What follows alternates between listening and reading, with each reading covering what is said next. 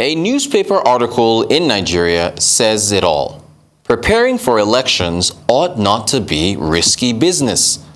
A tweet from human rights lawyer Inibehe Effiong said, corrupt politicians are now relying on violence and vote buying to subvert the electoral process.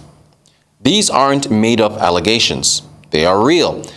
Labour Party supporters, for instance, were attacked in Lagos ahead of a rally held by the presidential candidate Peter Obi. He took to Twitter to condemn the incident and call for peace and the rule of law.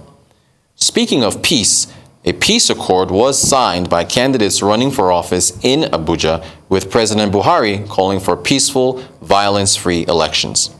Since my assumption of office, we have worked so hard to ensure that we pass on a legacy of free, fair, credible, safe, and peaceful elections. According to data from INEC reported by the Punch newspaper, about 1,149 people, including independent National Electoral Commission officials, Youth Corps members, and security officials, have been killed since the 2011 elections to date.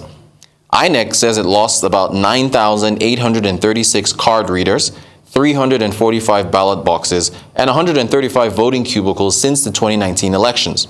INEC says the estimated loss is about 845 million naira, just counting those incidents.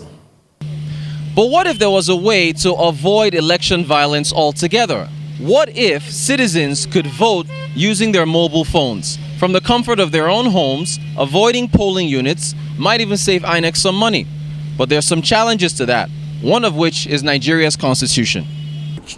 So the first issue is that the constitution, which is the ground norm of the country, makes it mandatory that only citizens of Nigeria who have attained the age of 18 residing in Nigeria at the time of registration of voters are entitled to vote. That's the one.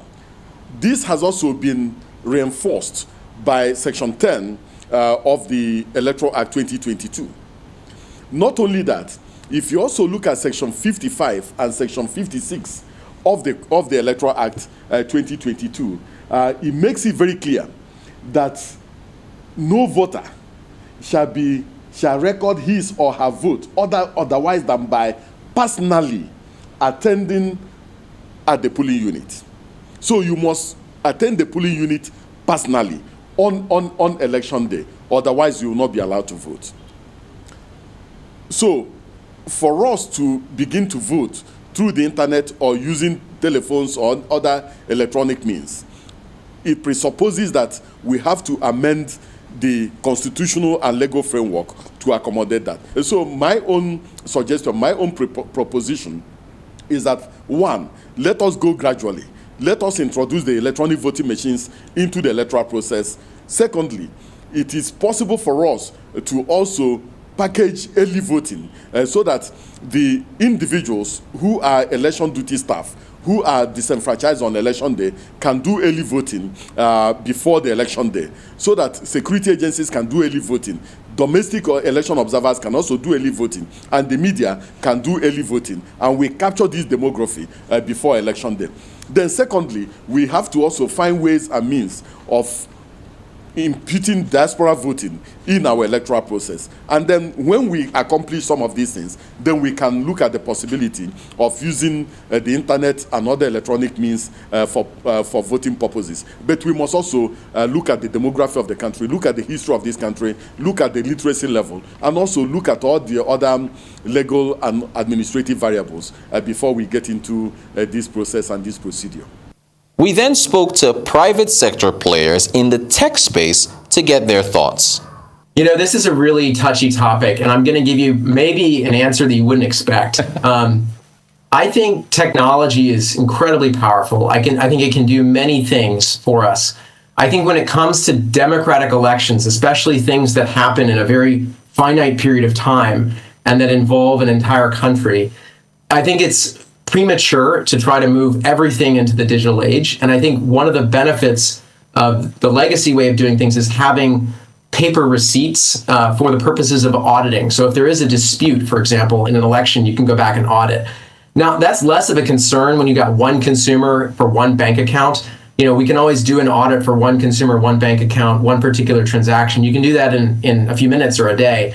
But if you've got to do a dispute for an entire nation, that can actually throw countries into turmoil. We saw that in my home country, the United States. So I actually still favor sort of having a paper backup for the things that are at the national scale for elections. But I think that there will be great advances in technology, and I'm imagining that within my lifetime, it probably will begin to happen in more parts of the world. I know it currently happens in some parts of Europe. Online voting on mobile phones can work in Nigeria, but not now. And I say that because, as you can tell, the uptake of mobile services is not exactly, very popular. It's not as popular in Nigeria as the numbers from NCCs, so to say, suggest. I've always maintained that the number, that the NCC, the telecom regulator counts, is the number of SIM cards in phones, which clearly is owned by multiple people. I mean, multiple phones are owned by single individuals. So at the moment, we can't do that. But I believe in a few years it is very possible that we're able to do that. The only disadvantage of voting online or voting via mobile phones is the reach. The number of people who have those devices, number one.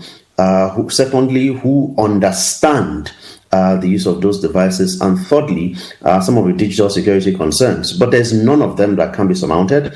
We can definitely go towards increased mobile phone penetration in Nigeria over a specific period of time. We can deliberately educate people. We are discussing about online voting's possibility in Nigeria. There are three basic considerations. The three different possibilities of conducting the online voting.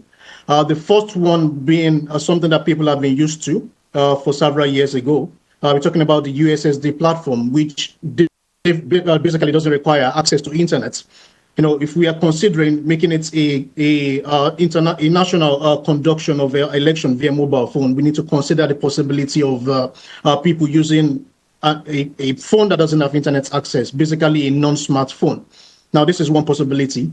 Then secondly, in recent times, let's say about over a decade ago, there has been some major developments with regards to centralized system. Recently, we call it the Web 2-based interface, which also allow people to come up with applications, softwares, mobile phone applications where they can easily conduct online voting.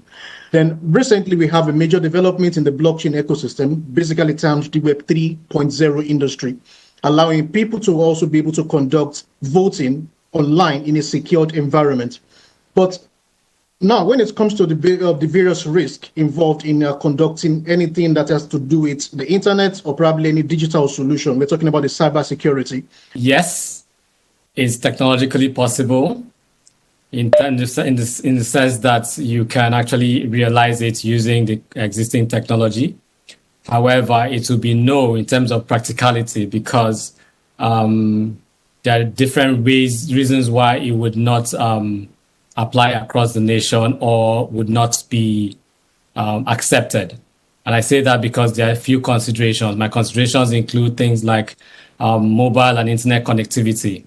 If you do not have mobile and internet connectivity across the nation, then you would not be able to realize it in some aspects of the nation. And of course, that would lead to exclusion, which, again, we don't want that in today's world where we're trying to include everyone in all kinds of activities of the government. The second consideration will be data management systems. So if indeed it was technologically possible, the question would then be how we manage the data from the edges. You think about how to use the remote location, maybe somewhere in Borno, and the voting has happened, or even the registration and the voting happens, we need to consider how we would manage the data on the devices all the way to the servers or the storage facilities in the central location. So that's another consideration for me. And finally, identity management. That's one thing where we in Nigeria, we're not quite ready for. So when you talk about voting using the mobile phones, need to ensure that you can have the appropriate kind of identity management in place. And this is also putting into consideration the fact that you have feature phones and smartphones.